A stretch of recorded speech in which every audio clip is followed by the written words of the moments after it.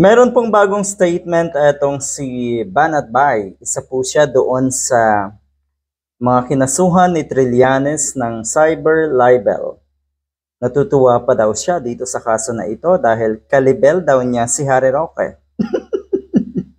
Ang baba po ni Harry Roque. O sige, no wonder, pareho po kayong mga mabababang uri dahil kayo po ay nagpapagamit sa mga politiko. At kayo po kadalasan ay nagbibigay ko na ng komento, pero pawang paninira naman yung ginagawa nyo. Kalimitan, walang basihan yung mga pinagsasasabi nyo. Kaya nga po kayo humantong sa ganitong kaso. At talagang natuwa ka pa. Pakinggan muna natin Medyo tapang-tapangan ang dating na si Mr. Banat Bay. Pero kung makikita niyo po sa mata niya, kabadong-kabado ang kanyang mata. Yung parang kagagaling lang sa siguro ay hindi nakatulog at siguro ay naiyak ng kung ilang beses na. Dahil nga naman masakit ito, masakit sa bulsa ang may ganitong klaseng kaso. At syempre, abala. Dahil kung tutuusin, Diyos ko, kailangan mo mag-appeal sa korte, kailangan mo ng lawyer, natural lamang nagagastos ka at maaabala ka. Mahirap. Kahit sinong may kaso, or wala pa tayong nababalitaan na kinasuhan at natuwa. So baliktad na talaga ang kaisipan ng mga ganitong klaseng tao. Kinasuhan, pero natuwa at kalibel daw niya si Harry Roque, di pareho kayong mababa ang libel. Tignan natin. Pakinggan muna natin etong pahayag niya na ito. Alright, ito yon. At least kalibel mo na si Atty. Roque, di ba? Tama, mali. Kaya yung mga pilingero diyang mga vlogger na feeling nyo apektado ako, sus. Tuwan-tuwa ako. Hindi daw siya apektado.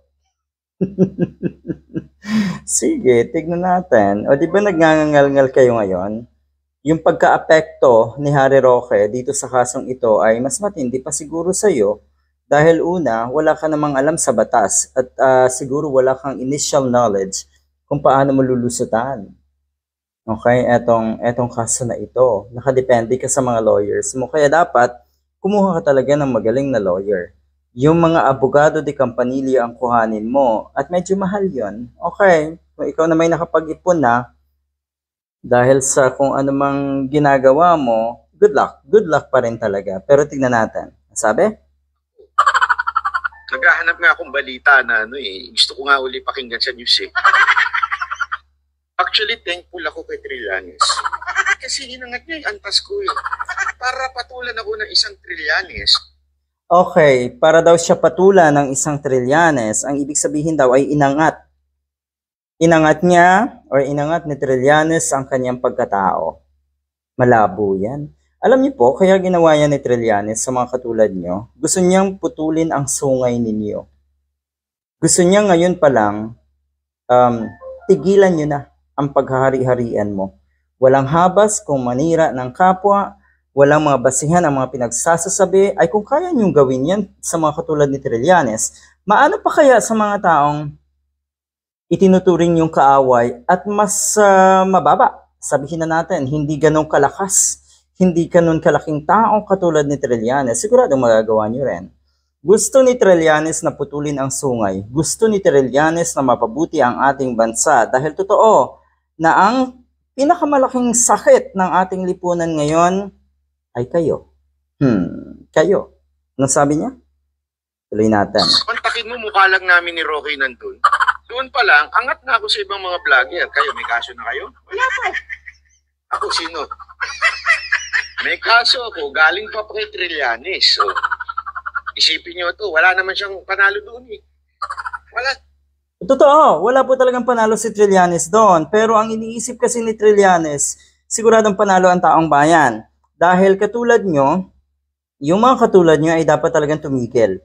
Dapat talagang masawata yung mga kasinungalingan dito sa ating bansa. At ang mananalo dyan ay ang sambayanan. Ang mananalo dyan ay ang ating bansa. Malalagay sa ayos. Katulad ng madalas sabihin ni Franz Castro, Representative Franz Castro, na pag nawala ang mga katulad ng SMNI na nagpapakalat daw ng chismis, ng fake news at kung ano-ano pa, siguradong bubuti. Magiging maayos ang bansa natin. Yan po ang hangarin ni Trillanes, hindi yung panalo para sa sarili niya. Binibigyan din niya ng leksyon ang mga katulad nyo. Yun po, hindi talaga iniisip ni Trillanes ang panalo. Totoong sa puntong ito, talo na kayo. Talong-talo na kayo. Pero, mas masaya na manalo ang ating mga kababayan, ang ating bansa, at malagay sa ayos kung mawala ang mga katulad nyo na nagpapakalat ng fake news. Kaya nga nasadla kayo sa kasong ito, sabi ni Trillanes walang basihan. Kunwari nagkukomentaryo kuno kayo.